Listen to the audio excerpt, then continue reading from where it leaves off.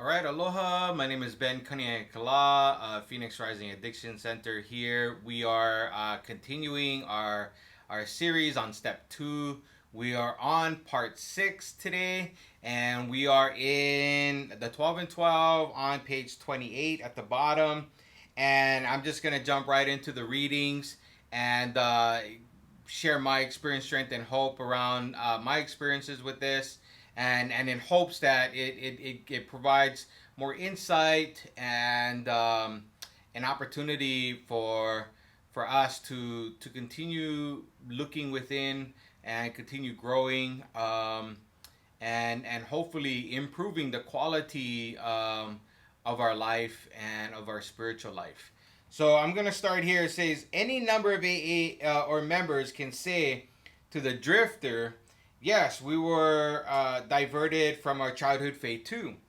The overconfidence of youth was too much for us. Of course, we were glad that good home, the religious training, had given us certain values. We were still sure that we ought to be fairly honest, tolerant, and just. That we ought to be ambitious and hardworking. We became convinced that such simple rules of fair play and decency would be enough. For many, we grew up in really good homes. It was what it was when we were growing up. Some of us were exposed to religion more than others. Some of us got more into that type of religion growing up, whatever faith it was that your family was involved in, or your parents, or your grandparents, or just as a family as a whole. Um, so we can come, with all of that, and really have really nothing to really complain about. We might have some pains here and there, or maybe a trauma experience here or there, but for the most part, we can just say that, yeah, fairly honest, we're tolerant, just, we have some ambition, we're hardworking, you know what I mean?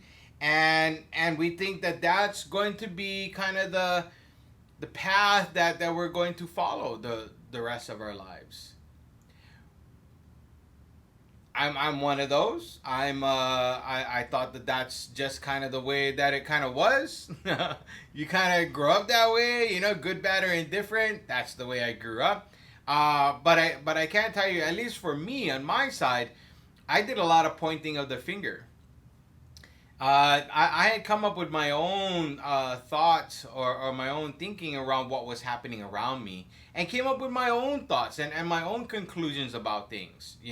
Whether they were honest or just or whatever it was, or I came up with my own ideas of what happened.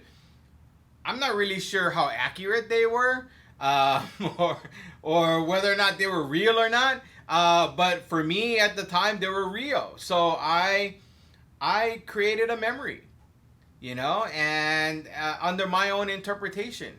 How accurate, how honest, how truthful, how inaccurate it was, or I could only see it through my lens, through my eyes, and I just kind of came up with my own thoughts about life, you know, and they just accumulated and accumulated and accumulated and accumulated as I continued through life, and that's kind of what they're pointing out here, at least for me. So as material success, founded upon no more than these ordinary attributes, right? Yeah, I mean, for the most part, we can be pretty successful with that. Began to come to us, we felt we were winning at the game of life. Yeah, this was exhilarating, and it made us happy. Why should we be bothered with theological abstractions and religious duties, or with the state of our souls here or hereafter? The here and now was good enough for us. The will to win could carry us through. But then a obsession or addiction or anxiety and stress or worry or fear or being overwhelmed began to have its way with us.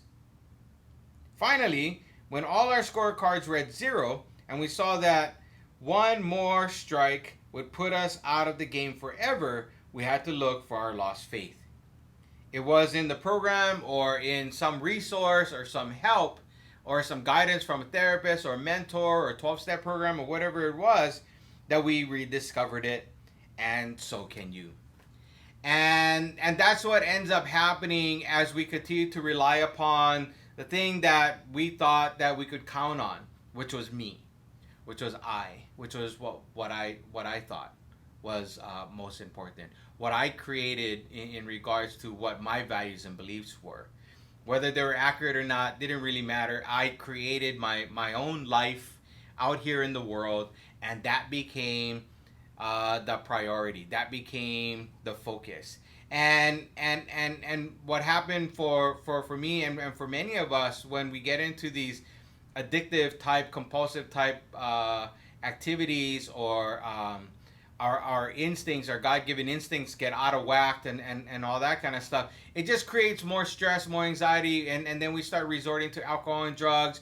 We start resorting to other types of instincts to help support or help me feel better or make me happy. But the thing about it is that those things that I'm looking for to make me feel better or happy is temporary, because my thinking is still there. The same thoughts that I was thinking that created the worry, that created the fear, that created the anxiety, that created the stress is all still there. Just because I do something to help me feel better at the moment, it doesn't relieve what's between my two ears and in my thinking. And that's why I spend so much time focused on us looking at the way that we think, and how much damage and unmanageability and pain and suffering that it creates, and that we have to have some type of solution. And what step 2 is asking us to do is to keep an open mind, to look for a power greater than myself that can restore me to some sanity, to relieve me of the bondage of self. And that's what we're trying to do here, you know. And so whether we think we're doing good money wise, or we have the house, the car, the this, the that, and all that kind of stuff, what we need to do is look at the unmanageability in my thinking up here.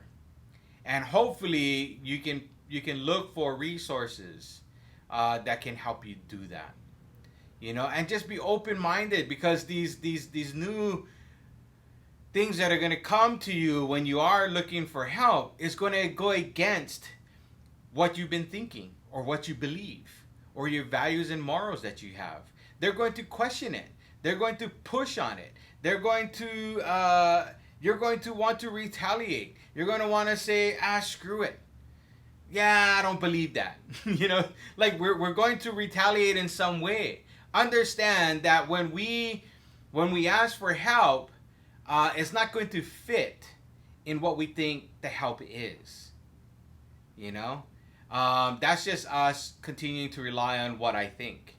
And so when we go to a therapist, or we go to a 12-step program, or we go to a mentor, or whoever it might be, that's then introducing new thoughts, new ideas that is different than what I've grown up with or what I've been living with all my life, just understand that it's going to create some resistance. And hopefully you can go back to step 1 in acknowledging that what got you here is a lot of unmanageability, is pain and suffering of some sort, is disturbances, you know, or irritabilities, or anxiety, or stress. Remember that what got you even looking for help, that's what you're trying to change. That's what you're trying to discover, or to look into, you know. And what we need to do is find this power greater than ourselves, and it ain't us, and start listening. Start being open to the things that are being suggested, or that they're trying to point out to us, you know. And there's nothing wrong with that. What else is going to happen that we haven't already done to ourselves, that somebody else who you've gone to for help is going to suggest? You know, I'm sure that whatever they're going to suggest isn't going to bring about more pain and suffering than what we've already created for ourselves. So let's give ourselves a break, you know? And it doesn't matter how successful, it doesn't matter how much of a good home you grew up in and all that kind of stuff. We we need help, you know? And maybe looking at maybe changing some of those things for us, you know? So this is part 6 of this series on step 2. We're going to get into the next video into the intellectually self-sufficient man or woman. So I'm looking forward to that. Please continue to follow us on our website at phoenixrisingbehavioral.com, on our YouTube channel at Phoenix Rising Addiction Center, and all of our social media platforms.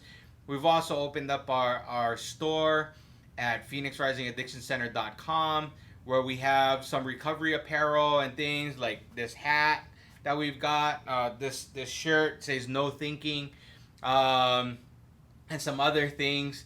So please just support us. We love doing the work that we're doing in helping people, and I just hope that you're having a great day, and mahalo.